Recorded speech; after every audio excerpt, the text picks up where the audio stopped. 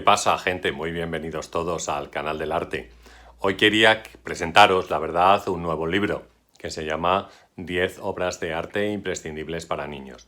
Y es un libro que acabo de publicar en Amazon. Y quería comentaros un poco de qué va el libro, cuáles son las cosas que podéis encontrar allí. Un poco enlazando también con el otro libro que ya publiqué y que se llamaba 10 artistas imprescindibles para niños. En ese caso veíamos o hablábamos sobre los artistas, en este caso vamos a hablar sobre las 10 obras más icónicas de toda la historia del arte.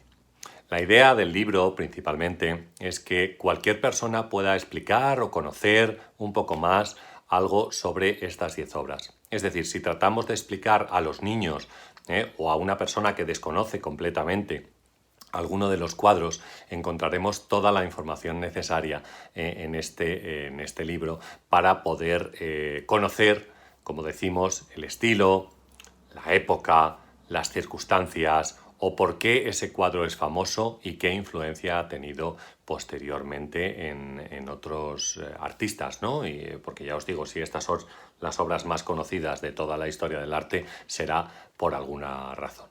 Os voy a comentar un poco cuáles son, que yo creo que si no estáis de acuerdo conmigo o si creéis que habría que incluir alguna más, pues estaría bien que me lo dijerais o que lo dejarais en algún comentario. Podemos allí establecer un pequeño debate o, como yo os digo, muchas veces yo prometo contestar a todos los comentarios que me dejéis acerca de cuáles son o cuál es la obra que vosotros pensáis que falta o que debería incorporarse a estas 10 obras más icónicas de toda la historia del arte. Bueno, vamos a empezar por la Gioconda, ¿vale? La Gioconda, que yo creo que es la obra, una de las obras cúlmenes de Leonardo, ¿no? Si no la obra culmen, podríamos decir junto con la Última Cena. Quizás podríamos haber elegido la Última Cena, pero bueno, la Gioconda quizás por ese misterio que envuelve a la mujer que está allí representada y sobre la cual aclaramos en el libro su origen, quién es y demás, y después las circunstancias que ha vivido el cuadro, pues yo creo que robo, por ejemplo, que sucedió en el Museo del Louvre, pues ha hecho que la obra sea, como decimos, muy, muy conocida y que se utilice con diferentes memes o como queráis, ¿no? Se utiliza con todo tipo de personajes, ¿no? La segunda obra de la que deberíamos hablar es El nacimiento de Venus, de Sandro Botticelli. Sabéis, el nacimiento de Venus es un poco como un ideal de belleza del Renacimiento, aparte de tratar un tema clásico que está explicado en el libro, todo el desarrollo de cómo se produce el nacimiento de Venus y demás, por qué se la considera la diosa de la belleza y todo este tipo de cosas, pues bueno, ahí tenemos, como os digo, una explicación mucho mayor de esta obra también icónica. La tercera obra de la que hablamos es La creación de Adán, que está pintada en el techo de la Capilla Sixtina por Miguel Ángel. La creación de Adán, yo creo que es interesante el tema iconográfico, principalmente. Es decir, hasta entonces no existía una descripción. Había un mito, ¿no?, de que Dios había modelado una estatua de barro y le había insuflado aire, ¿no?, para darle vida. Pero esto no está reflejado en la Biblia. En la Biblia simplemente dice que Dios creó a Adán primero y después a Eva. Hombre y mujer los creó, así es lo que dice la Biblia, no especifica nada más, ¿no? Entonces la forma que tiene Miguel Ángel, la iconografía que crea Miguel Ángel de esas dos figuras que sabéis que están o acaban de juntar sus dedos, pues es un poco también lo que intentamos hablar o aclarar el porqué de esa circunstancia en el libro. Bien, la cuarta obra de la que hablamos es Las Meninas, de Diego de Velázquez. Y allí no solo conocemos el momento en el que Velázquez pinta la obra, sino también los personajes que aparecen en la misma o la obsesión de Velázquez por la profundidad, ¿no? De todo ello hablamos ahí y aclaramos un poquito por qué quiere hacerlo de esa manera y cómo otros seguidores intentan hacer lo mismo muchas veces sin poder conseguirlo, ¿no? Bien, la siguiente obra de la cual hablamos es Los girasoles, de Vincent van Gogh. Sabéis que de Van Gogh pues quizás podríamos haber elegido también La noche estrellada, ¿no?, que es una obra muy significativa también del artista. A mí me parece muy, muy interesante, ¿no? Pero bueno, intentamos aclarar un poco por qué toda esa locura de Van Gogh. ¿Van Gogh se cortó una oreja? Pues la verdad es que no, ¿no? ¿Van Gogh se suicidó?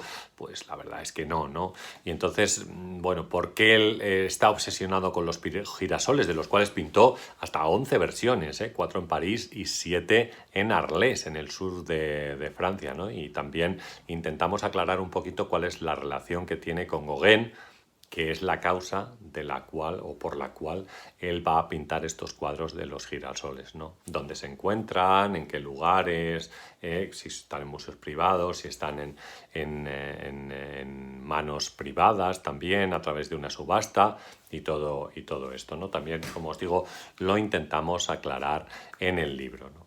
La siguiente obra de la que hablamos es El grito de Munch, ¿no? Digamos que es como una referente del expresionismo y también de la transición, del momento de transición entre el siglo XIX y el siglo XX, ¿no? Con esa figura deformada, la cara y las manos, que está terriblemente sorprendida porque ha visto algo, ¿no? Porque se pinta, quizás, como os digo, Munch estaba intentando hacer una serie de obras dedicadas a los sentidos, y una de ellas pues era esta, ¿no? Que quería representar esta sensación de angustia o de miedo de esa figura que cruza el puente sobre la ciudad de Oslo, ¿no?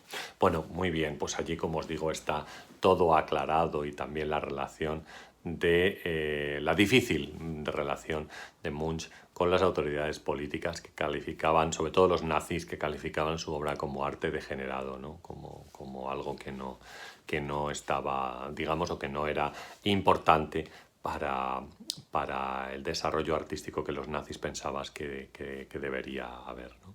Bien, la siguiente obra es El beso, de Klimt, ¿no? Klimt a mí es un artista que me parece interesante, me gusta mucho. Primero por la utilización de pan de oro, igual que hacían muchos artistas de los siglos XIV y XV, sobre tablas de madera, y después también por la utilización de iconos, ¿sabéis? O imitación de los iconos que había en el arte oriental, Grecia, Turquía, Rusia, en esta zona, ¿no? En la iglesia ortodoxa, vamos a decirlo así. Entonces la utilización de iconos y la utilización de pan de oro es muy interesante en las obras de Klimt, al mismo tiempo que la representación de la mujer, ¿no? Pero el beso yo creo que se ha convertido también como en un gran referente de toda la historia del arte, ¿no? La siguiente obra de la que hablamos es la obra Azul, Rojo y Amarillo de Piet Mondrian, ¿no? Que es una obra muy simple, no sé, supongo que la tenéis por aquí, la podéis ver, con lo cual, pues bueno. Entonces vamos a intentar explicar, o en el libro explicamos, por qué Mondrian llega a la conclusión de que hay que reducir las formas a la mayor simpleza posible, es decir, líneas de color negro rellenadas con otros colores como el blanco, el amarillo, el azul, como decimos, que son los que forman la obra, ¿no? La simpleza absoluta que nos lleva a una idea conectada con la filosofía, como decía Piet Mondrian. Bueno, nos quedan dos obras más para terminar, que yo creo que también son muy representativas de toda la historia del arte, dos pinturas en realidad, que son La persistencia de la memoria, la primera, de Salvador Dalí.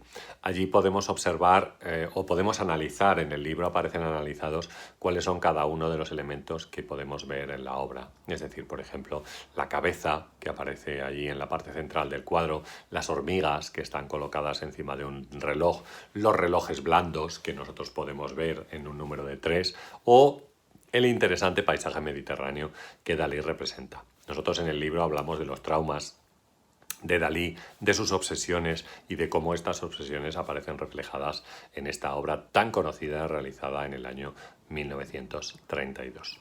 Por último, la última obra de la que hablamos es El Guernica, de Pablo Picasso. A mí me parece también una obra muy representativa, ¿no? Una alegoría de la paz en cualquiera de los países en los cuales se pueda hablar de esta obra. Una de las primeras obras que aprenden los niños, además, la vida de Picasso y también el Guernica, ¿no? Pues bueno, cuáles son las circunstancias que envuelven al cuadro, cuándo se pinta, por qué se pinta, cuál es la razón por la cual aparece esta obra para ser expuesta primero en París, por qué llega a España después en el año 1981, todo ello, ¿no? Aparte de hablar un poco del estilo de Picasso.